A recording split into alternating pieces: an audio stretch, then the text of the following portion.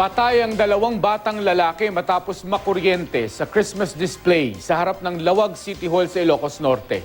Makibalita tayo kay Sheila Vergara Rubio. Ang sanay maagang pamamasko ng dalawang batang lalaki sa Lawag City, Ilocos Norte, nauwi sa trahedya matapos makuryente sa mga Christmas display sa harap ng City Hall. Dead on arrival sa ospital ang dalawang batang parehong 10 taong gulang at grade 5 pupil.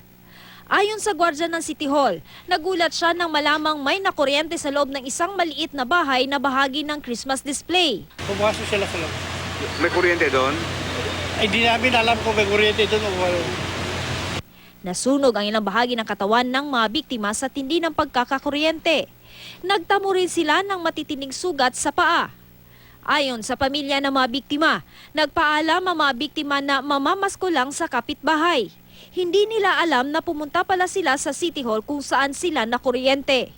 Patuloy na iniimbestigahan kung paano nakuryente ang mga biktima. Nangako ng tulong ang lokal na pamahalaan sa pamilya ng mga biktima. Isinara na muna ang Christmas display dahil sa insidente. Sheila Vergara Rubio, Nagbabalita, Pilipinas.